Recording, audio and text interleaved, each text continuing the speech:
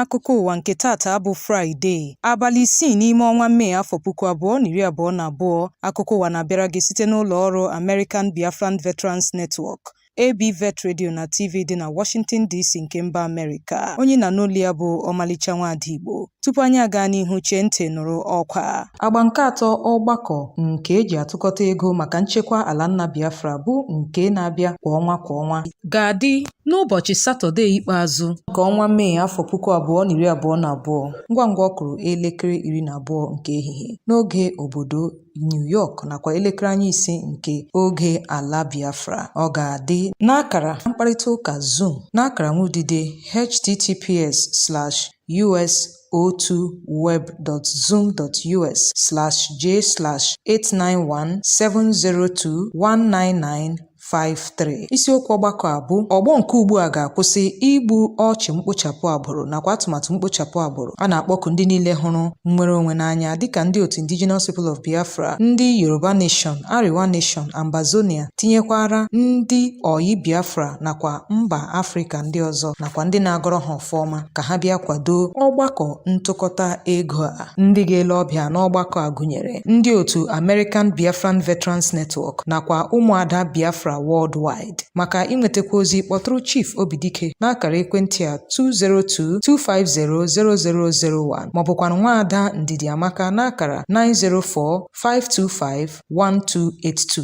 maọbụkwanụ ndị ọzọ dịka Nwaada Rosemary Williams n'akara ekwentị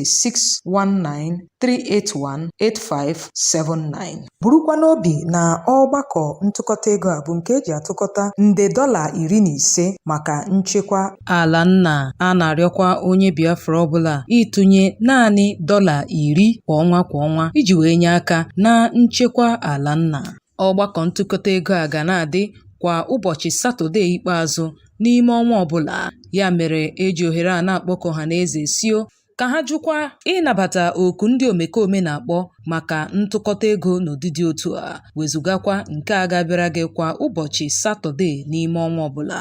A na-ele anya na ị ga-akwado ya bụ ọgbakọ. Chezie ntị ka ị nụrụ akụkọ ndị a n'uju ya.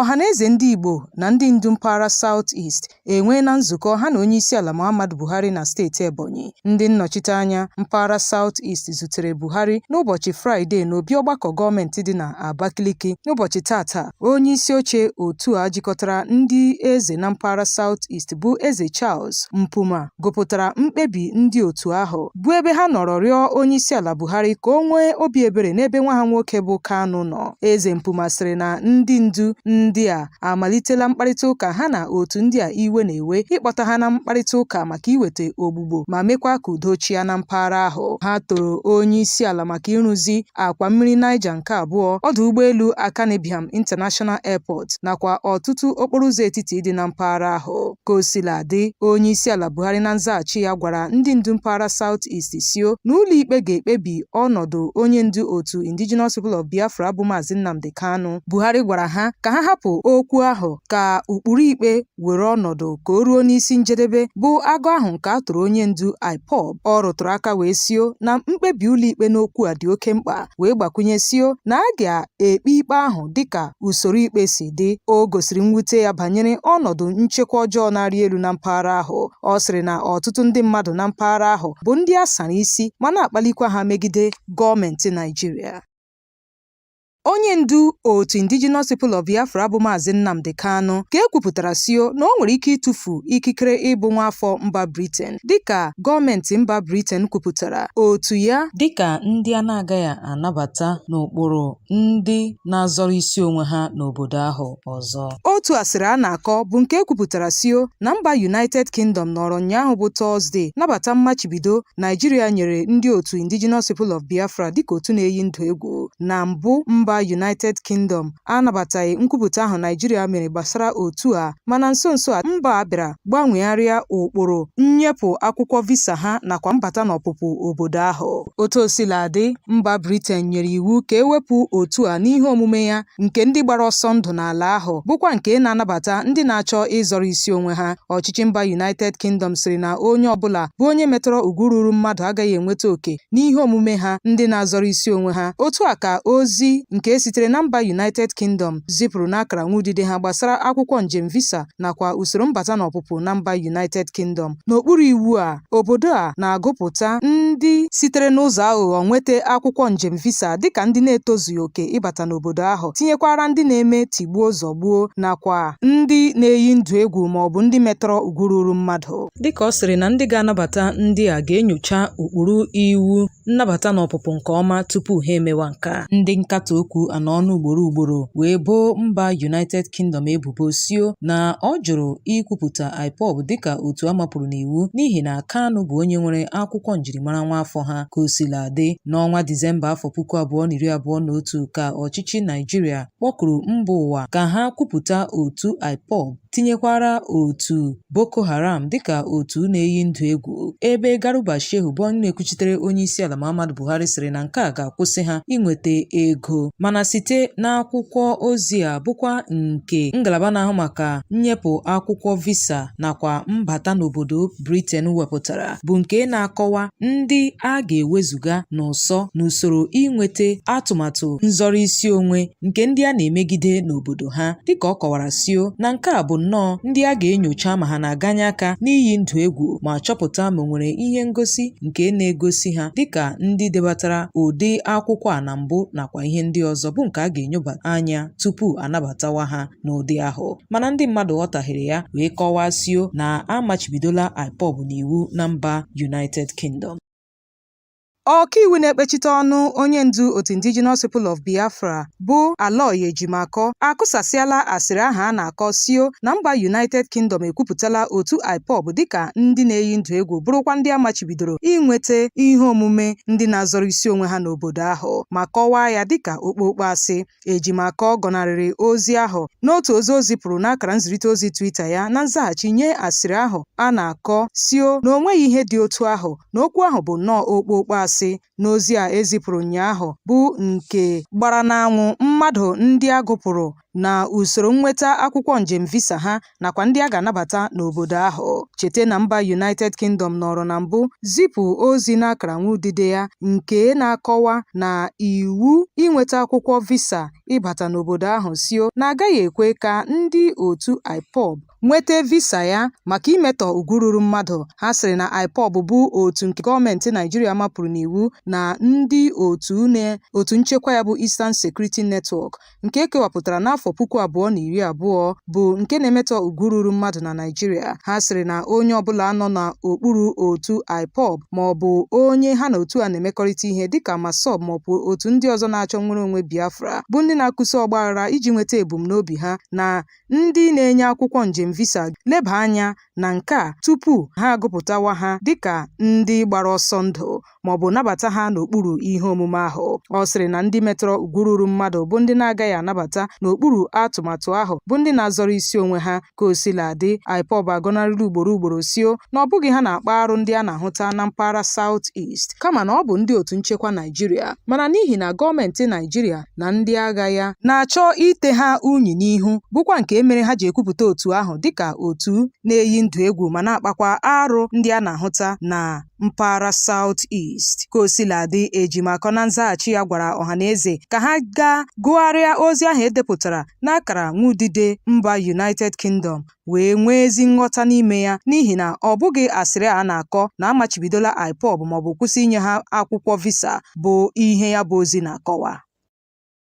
Igbo ndị nwe mmadụ, cheta nke ọma na akụkọ a na-abịara gị site n'ụlọ ọrụ American Biafran Veterans Network ABVet Radio na TV dị na Washington DC nke mba Amerịka. Igbo onye rụrụ ọrụ n'otu ndị agha, ị nọ n'otu ndị agha na mba Amerịka nakwa na mba ndị ọzọ gbaa gburugburu, ABVet na-akpọ gị ka ị bịa sonyere otu ahụ. Naanị nyopụo ha n'akara nwaudide ha bụ www.abvet.org maọbụ na WhatsApp 202-250-0001 ka ị wee nwee ike debata aha gị n'akwụkwọ fọm isonyere n'otu ahụ. Onye na n'olu ya bụ Omalicha Nwada Igbo. Chezie ntị ka ị nụrụ akụkọ ndị fọdụrụnụ.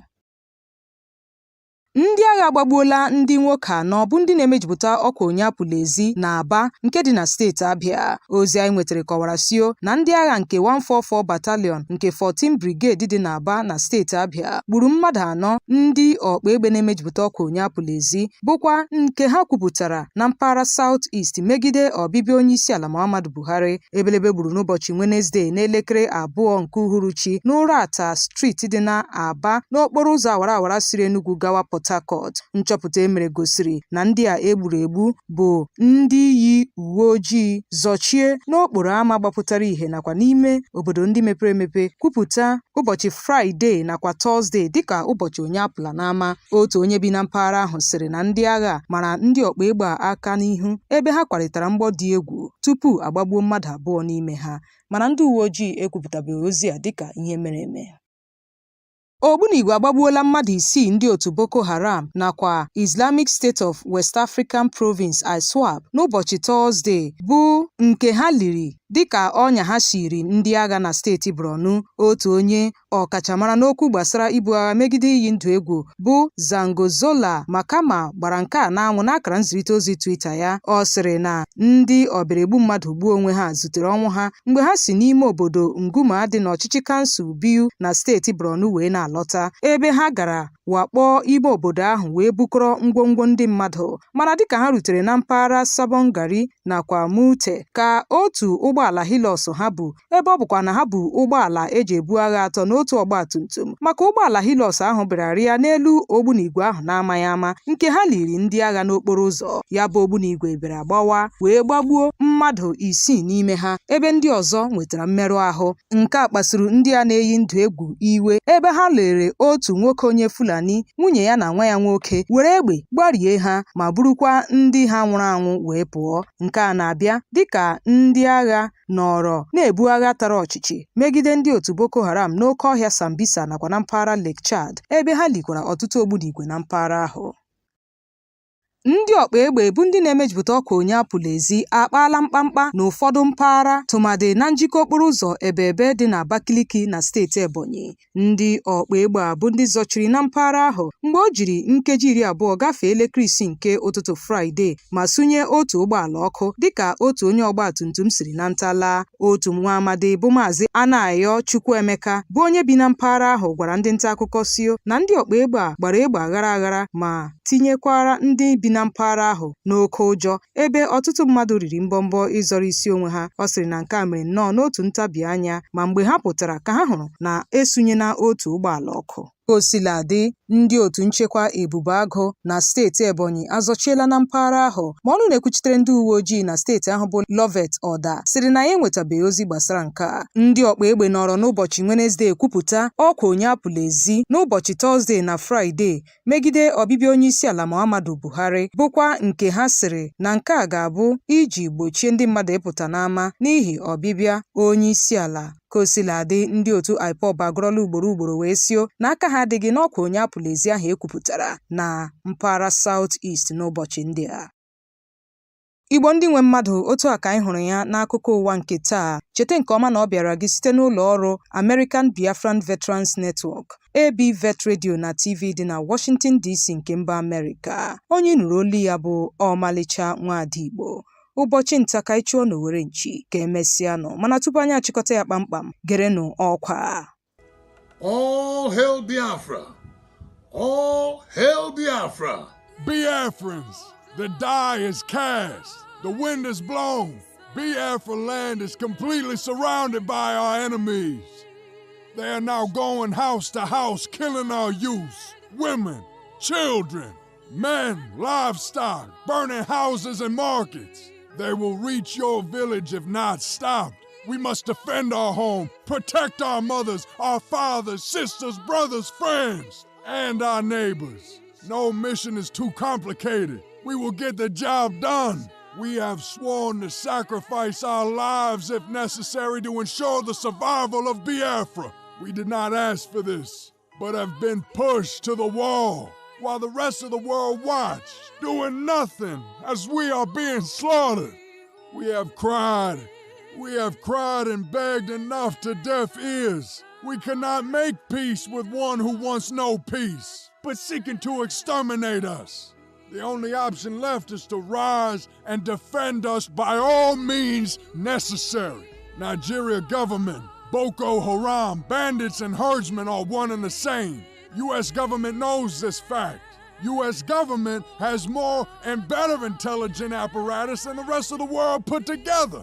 USA government, by selling military hardware, just last week is supporting genocide of other ethnicities and Christians by Muslim Fulani-led Nigeria terrorist government. To defend us, we need tools, and to get tools, we need support. Seeking self-defense is not a crime. We must be ready to strike when ordered to do so. From the Defense Structure Central Commander, please support Biafra Defense Fundraise Campaign. It is our duty. We, not the next generation, must get the job done. We did not ask for this, but compelled by necessity to survive. We cannot continue sitting and watching our people crushed or remain enslaved. We have been pushed to the wall, no place else to run to. Self-defense is not a crime. If Ukraine had to defend themselves, we must defend ourselves from the foreign invaders and the imposed governors. Man, we have to do this. This generation, not the next generation. We have to fight for our survival or else be exterminated. Support the Biafra Defense Monthly Fundraising, starting Saturday, April 30th, 2022. We are down, but not out. For the Lord is with us. We need your support now. We need your support now to be ready. We must be proactive. We need tools to defend ourselves. We need tools to defend ourselves. All hail Biafra. All hail Biafra. ABVet, American Biafran Veterans Network, Nwada Biafra Worldwide, and Biafra News Anchors approved this message. All hail Biafra.